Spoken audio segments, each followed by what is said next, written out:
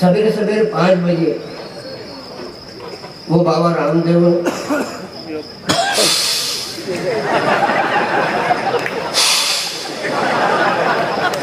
ऐसा लगता है कि जैसे बागी से निकल करके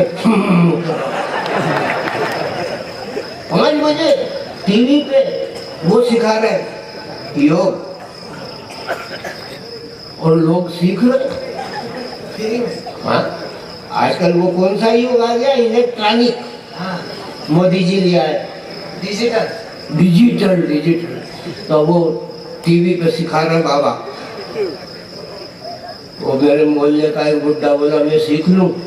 मैंने क्या सीख ले, फोकट का चंदन तू भी घिस ले। क्या है लगा? बैठ गया। अब बाबा आए,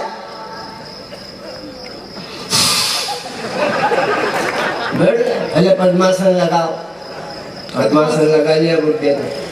बोले जो मैं आदेश दूं उसका पालन करो, जब तक कहूँ उसका, और कहूँ कि आप विश्राम तक छोड़ो। तो बोले ठीक। बाबा ने आज पद्मासन लगा लिया। बोले धीरे धीरे सांस छोड़िए।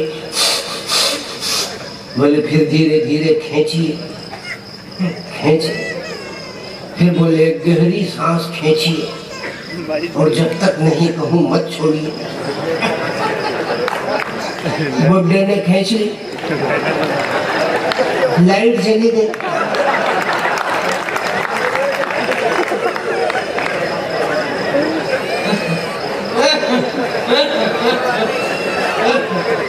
ना उधर से आवाज आई ना इधर से सांस आई। बाबा रामदेव का कमाल है। महिलाओं से कहते हैं नखून रगड़ो, बाल बढ़ेंगे। वो 25 महिलाएं बैठी रगड़ रही है, 3-4 एक तरफ बैठी, वो नहीं रगड़ रही। मैंने उनसे पूछ लिया कि माता जी आप क्यों नहीं रगड़ रही? कारण, अरे बोले ऐसे रगड़ते रगड़ते मेरी बहू को मूंछ निकल आई।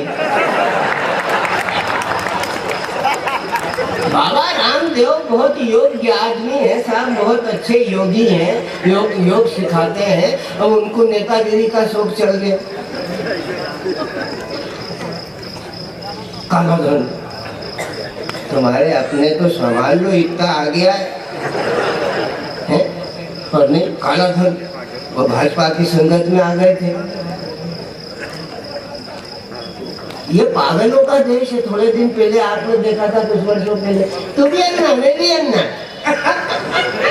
एक टोपी लगा के बोले तू भी अन्ना मैं भी अन्ना। अन्ना तू अधन्ना भी नहीं मिला, पूरे रुपया खींच ले गया वो केजरीवाल।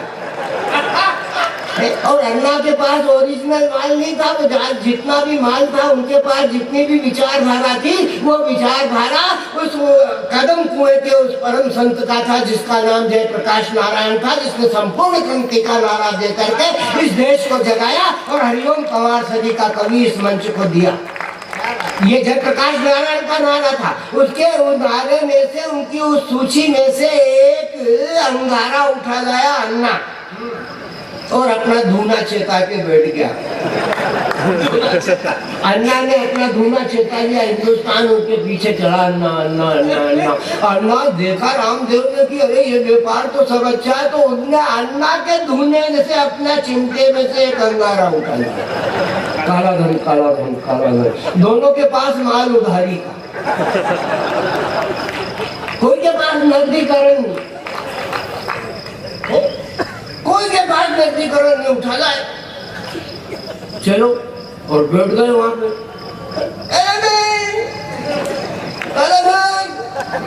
मनमोहन सिंह जी की सरकार थी।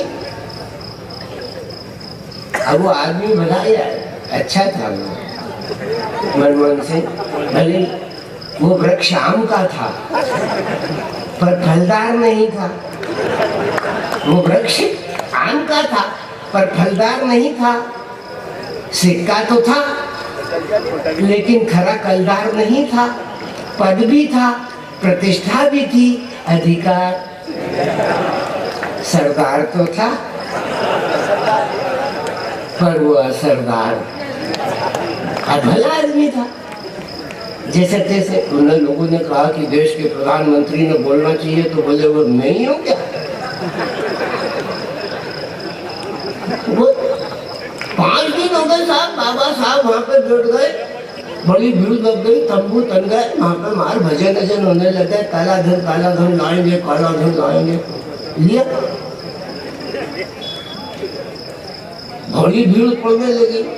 प्रधानमंत्री ने देखा कि ये तो बड़ी भीड़ पड़ने लगी यहाँ पे, तो उसने बुलाया आईजी को, पुलिस कमिश्नर को, ये देखो क्या हो रहा है, ये हटा दो, ठीक करो, उठाओ इनको। अब उठा कैसे, पुलिस कैसे उठाए? रात को 1:30 बजे प्रकट हुई पुलिस, हाथ में डंडे थे, तो वो समर्थक ही पिटते हैं। अभी देख लो सारे मुफ्ती फुफ्ती जो मुफ्त में ही बच गए सर, वो अंदर कर दिए गए, और जो दूसरे हैं वो सब दुख पा रहे, रो रहे हैं। मारना तो खुलेआम मारे ना। वो लड़का अभी यहाँ पे कविता पढ़ करके गया, वो कह रहा था ना कि एक झटके में साफ कर दिया, तो वो एक झटका मारने की जरूरत है, ठीक वैसे ही लगता है सर। देना शुरू करे पुलिस ने, प्रकट होकर के लोगों को भगदड़ मचा लो, कोई लंबा हो गया, एक के ऊपर एक निकल रहा है, और कुछ बैल मिशर थे, वो दौड़े दौड़े गए। एक अलग तंबू में रामदेव जी विराजमान थे। रामदेव जी, रामदेव ये कैसी हलचल हो रही, क्या हो रहा है, क्या हो रहा है? कुछ नहीं है, पुलिस आ गई है, रही है। मैंने पुलिस को तो बोले मार रही है, पूछ रही है कि रामदेव किधर। अब बोले हम ये तो नहीं कह सकते कि इधर है, इसलिए हम आपको चेताने आए कि आप निकल लो बाबा। तो बोले हाँ मैं निकलता हूँ। निकलने लगे तो एक ने लगा कि क्या पागल सरी का काम करते बाबा साहब, आप ऐसे निकलोगे तो फौरन पहचान लेंगे कि यही रामदेव। वो भगवान बहुत दाढ़ी बात। तो बोले फिर बोले वेश बदल के निकलो, तो लुगाई के कपड़े पहन लिए।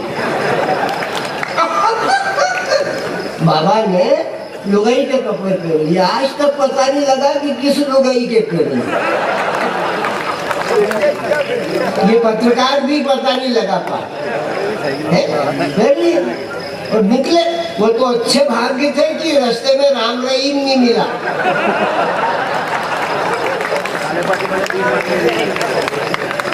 नहीं तो गुफा तक भी नहीं ले जाता, वही भाई निपटा देता। और हिंदुस्तान में पहली बार दाढ़ी मूछ वाली लुगाई देखी।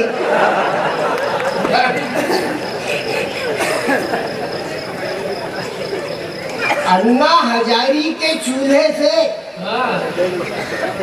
अन्ना हजारी के चूल्हे से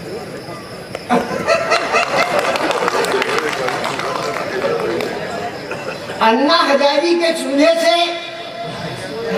योग के पुजारी ने अंगारा उठाया। पवार जी क्या कह रहे हैं?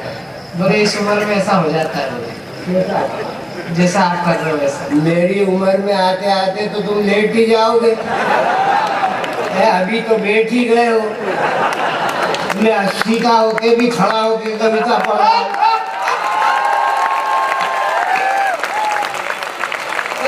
तुमने ब्याह भी तो करा?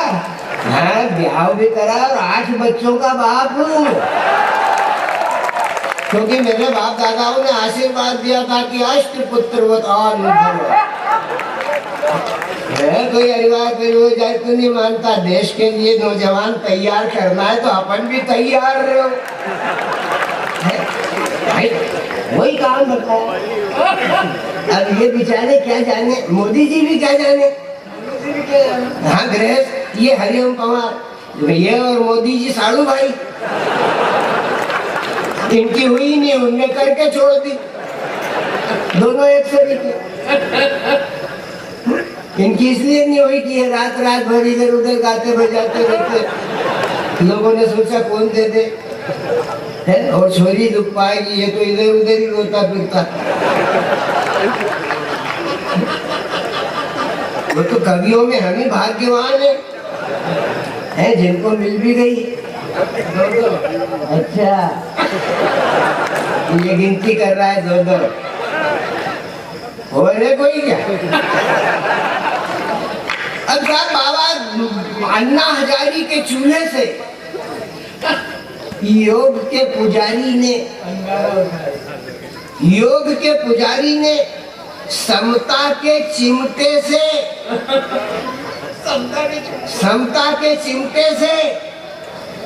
काले धन का अंगारा उठाया और भारत स्वाभिमान नाम की चिलम पे चढ़ाया।